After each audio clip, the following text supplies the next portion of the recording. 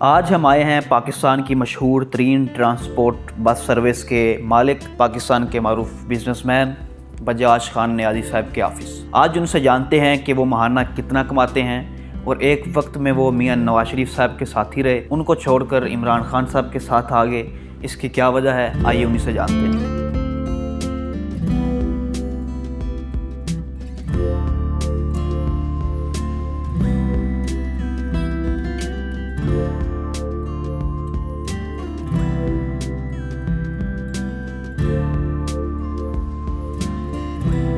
MYK news की videos देखने के लिए हमारा चैनल सब्सक्राइब कीजिए और बेल आइकॉन को क्लिक कीजिए ताकि आप हमारी आने वाली वीडियो से बाखबर रह सकें। बिस्मिल्लाहिर्रहमानिर्रहीम, अस्सलाम वालेकुम नाज़रीन इकराम, मैं हूं मोहसिन शहजाद मुगल और आप देख रहे हैं MYK न्यूज़। नाज़रीन इकराम, आज मेरे साथ एक मुल्क पाकिस्तान के मायानाज बिजनेसमैन मौजूद हैं और इनके बिज़नेस का ताल्लुक़ एक आम शहरी से है, एक आम आदमी से है, यानी ट्रांसपोर्ट से है।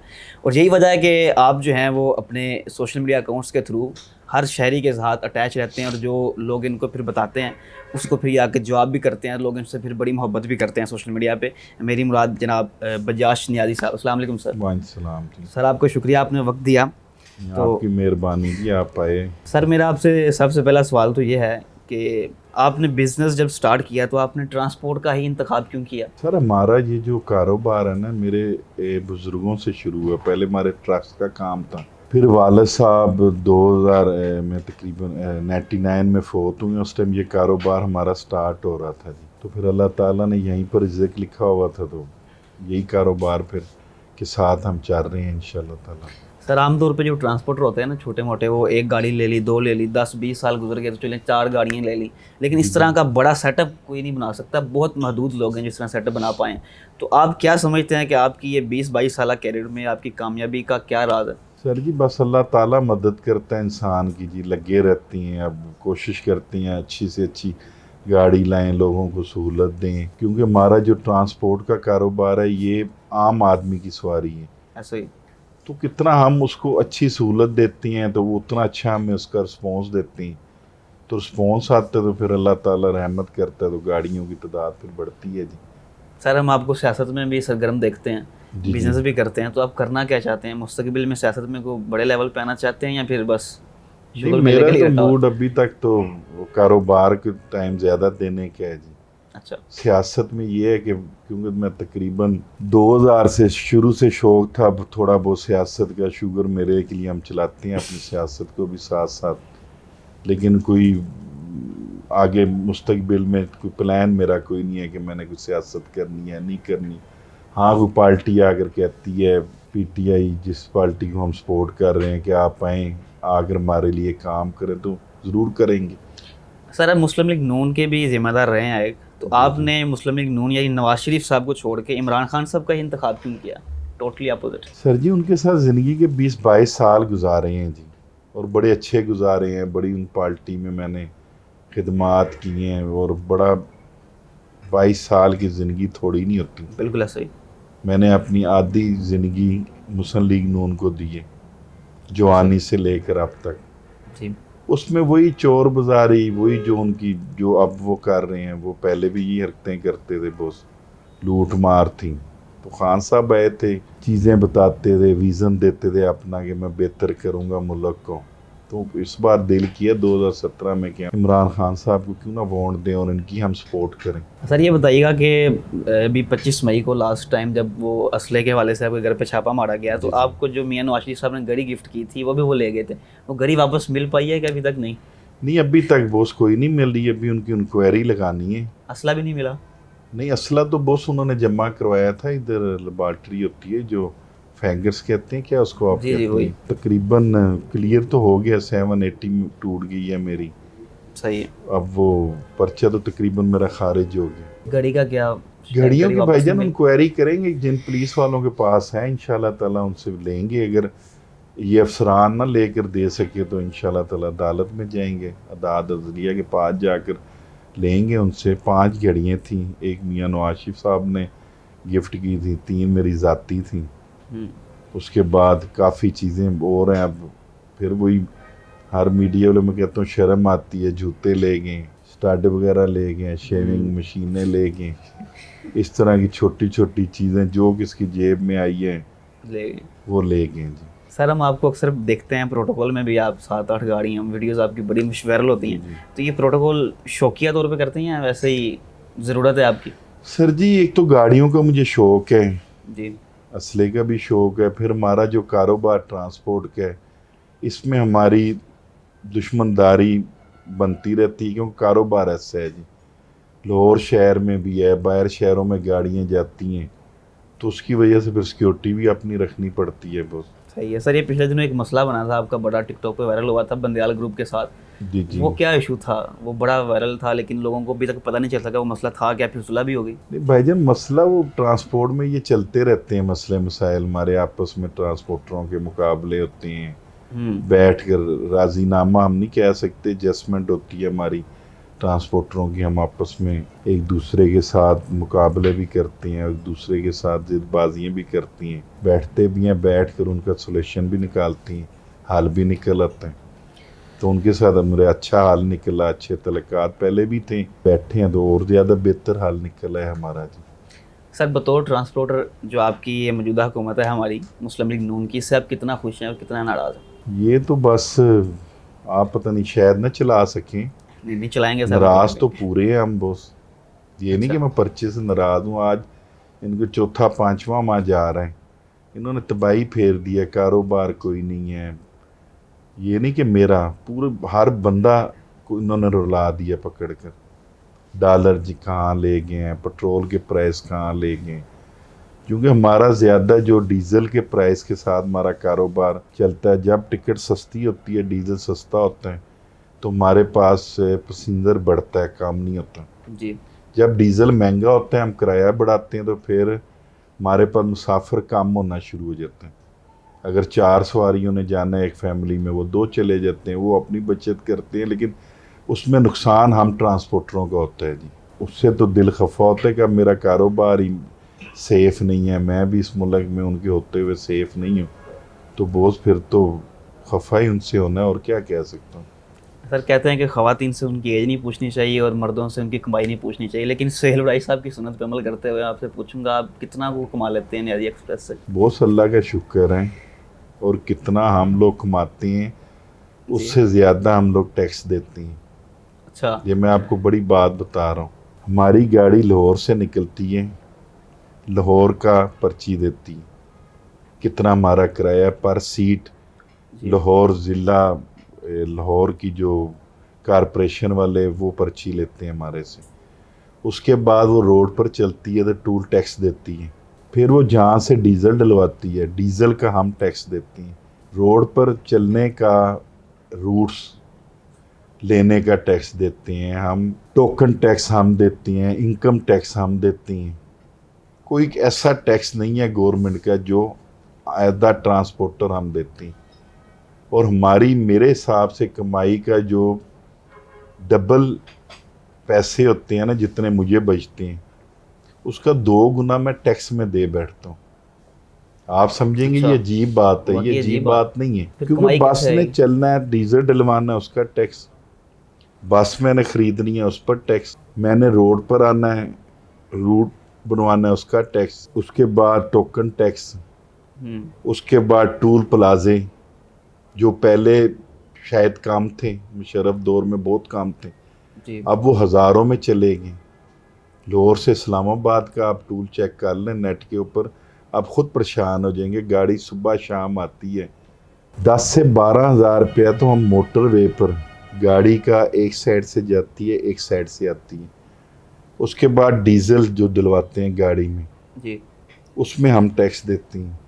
मोबाइल गाड़ी में डलवाते हैं जो है वो तो है ही, उसकी जो रेट है उस पर तो देना ही है, उसके सर अलावा टैक्स भी लेना देना है मेरे भाई। उसका जो टैक्स डीजल में काट रहा है, हम इस्तेमाल कर रहे हैं ना, हम डीजल डलवाते हैं जी। बात चलती है तो गवर्नमेंट को टैक्स जाता है ना पेट्रोल का। जी जी ऐसे ही। उसके बाद जो सबसे फिर दूसरे शहर में घुसती है, उस शहर का अपना एक पर्ची टैक्स होता है, वो हम देते हैं। फिर वहाँ अगर लारी अड्डा वगैरह जहाँ हमारी गाड़ियाँ लगती हैं, उनका अलहदा पर्ची टैक्स होता है जी। उसके बाद टायर्स लेते हैं उस पर टैक्स देते हैं, पार्ट्स पर टैक्स देते हैं। ऐसे तो ही। सबसे ज़्यादा वाइज ये इंडस्ट्री है ट्रांसपोर्ट की जो सबसे ज़्यादा टैक्स देती है और सबसे ज़्यादा मुश्किलातें भी हमें होती हैं। फिर जीटी रोड हो, मोटरवे हो, लोकल इंतज़ामिया कितने चलान हमारे करती हैं। अलहदा उनको कोटा मिला होता है जी, आज के आपने 500 चलान करना, वो ट्रांसपोर्टर पर होती हैं, वो भी हम बर्दाश्त करती हैं।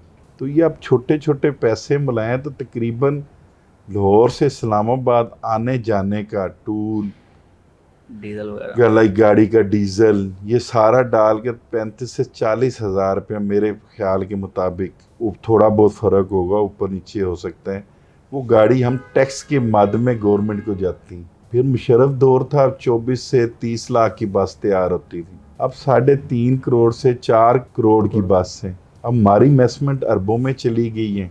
किराया उस हिसाब से हम नहीं बढ़ा सकते क्योंकि आम आदमी की जो सवारी है, आम बंदे की सवारी है, वो अफोर्ड ही नहीं कर सकता। उससे तो हमने वही लेना ना जो वो खर्चने आया है और जो वो अफोर्ड कर सकते हैं, क्योंकि अमीर आदमी तो बस में जाना अपनी तौहीन समझते हैं। ऐसे ही मिडिल क्लास लोग ही जाते हैं ज़ाहिर है।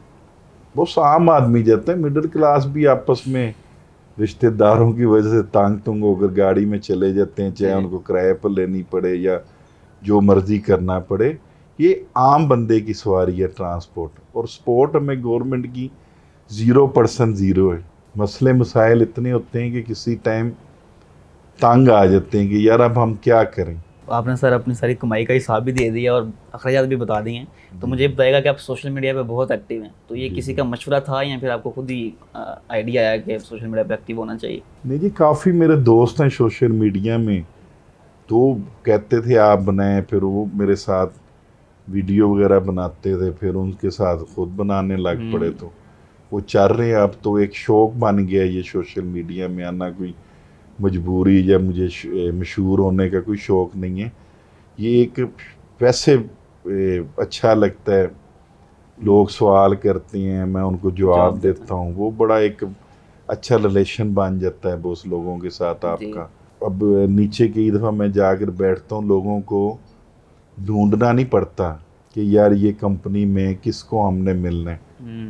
मेरा चाहे वो मैनेजर है, उसको भी जाकर सवारी, उसको शक्ल से सवारी को पता होता है, उसको मिलती है।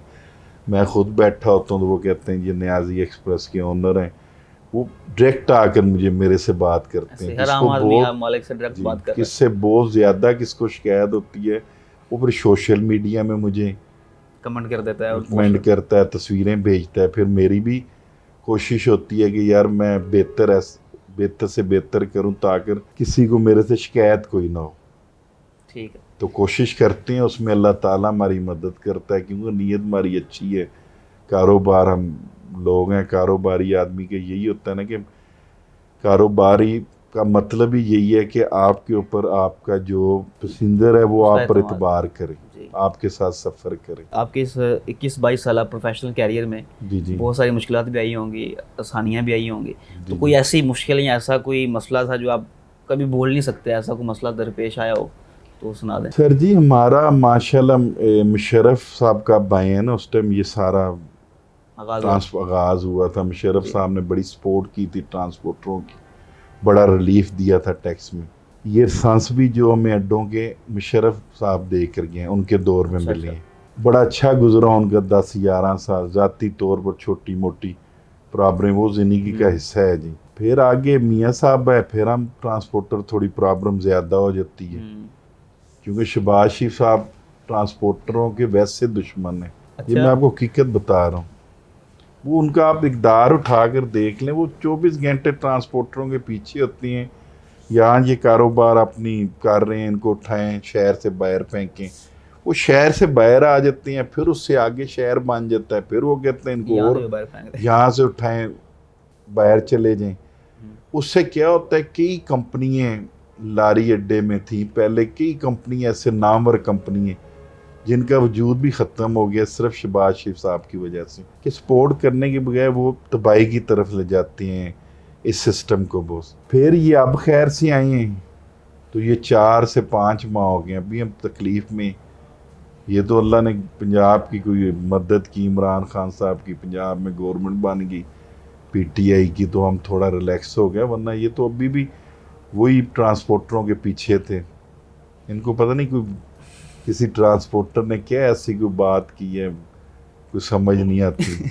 चलें, जो भी वजह है वो अल्लाह ही जी। जानता है। सर ये बताइएगा कि आप अभी तक गवर्नमेंट को टैक्स भी दे रहे हैं, कमा जी, के गवर्नमेंट को टैक्स दे रहे हैं, तो आप क्या चाहते हैं कि आप किस गवर्नमेंट से इतना खुश होंगे कि वो आपको कौन सी फैसिलिटीज़ दे तो फिर आप उससे खुश होंगे ट्रांसपोर्टर्स को? सर जी, ट्रांसपोर्टरों को गवर्नमेंट की बैक चाहिए होती है, टैक्स में रिलीफ दें हमें, ये टूल प्लाजे हमारे काम करें, डीजल जो है इस पर हमें सस्ता मिलना चाहिए। जी उसके बाद जो हमारे पार्ट्स पर टैक्स है बहुत ज़्यादा, वो कम होना चाहिए। जो बस बाहर से इंपोर्ट करते हैं या यहाँ से ख़रीदते हैं उस पर बहुत ज़्यादा टैक्स है, वो ख़त्म करना चाहिए। ये गवर्नमेंट का काम, पूरी दुनिया में जिस कौमों ने तरक्की की है सबसे पहले उन्होंने अपनी ट्रांसपोर्टर को सहूलत दी है। जी जिस सही, मुल्क बिल्कुल में सही बात। ट्रांसपोर्ट बेहतर हुई है वो मुल्क तरक्की की तरफ जाता है जी। जिस मुल्क में ट्रांसपोर्ट को इंसाफ नहीं मिलेगा उस मुल्क में मुश्किल होता है जी। देखिए ना, इधर आपकी फैक्ट्री है, बाहर से सस्ती चीज़ मिल रही है, लोग मंगवाते हैं, फैक्ट्री आपकी बंद हो जाती है। बसेस का एक ऐसा कारोबार है ट्रांसपोर्ट का, उन्होंने तो, हमने तो लोगों को सहूलत देनी ही देनी है, और वो डायरेक्टली सहूलत आम आदमी को जाती है। ऐसे ही है। तो जब हमें ये सपोर्ट नहीं करते तो ये आप ऐसा समझें कि ये आम आदमी को सपोर्ट नहीं करते। बिल्कुल ऐसे ही, जो आप भी- डिस्टर्ब होंगे तो आगे आवाम पब्लिक डिस्टर्ब सर हो। सारी हो गया, अब डीजल महंगा करती है तो ऑटोमेटिक बोझ तो अवाम पर बढ़ता है, वो बिल्कुल सही आगे बात। नीचे हमें बोलती हैं, बिल्कुल सही बात। हमें फिर उनको समझाना पड़ता है। हम्म, इस बार इन्होंने डीजल डबल किया, ये पहली बार था कि एक मुसाफिरों ने हमें इस बार बिल्कुल तंग नहीं किया, ना हमें बुरा भला कहा है। उनको पता महंगाई वाकई हुई है। नहीं हुई है, डीजल डबल हुआ है। हम्म, गवर्नमेंट को जरूर उन्होंने बुला भला कहा है, क्योंकि डायरेक्टली लाखों में डेली मुसाफिर होते हैं, हज़ारों में नहीं होते जी, सफ़र करती हैं। तो उनको आप सहूलत हमें देंगे तो ऑटोमेटिक हम उनको अच्छी सहूलतें देंगे। अगर हमारा कारोबार चलेगा, हमें सोर्सेज इनकम बढ़ेगी, तो ऑटोमेटिक बहुत ज़्यादा बेनिफिट आम आदमी को जाएगा। उसको अच्छी से अच्छी हम बस बिल्कुल। लेंगे, अच्छी से अच्छी टेक्नोलॉजी ला कर देंगे। बहुत शुक्रिया सर आपके वक्त का। नाज़रीन इकराम, इसी के साथ इजाज़त दीजिए, इंशाल्लाह फिर मुलाकात होगी। अल्लाह हाफिज़।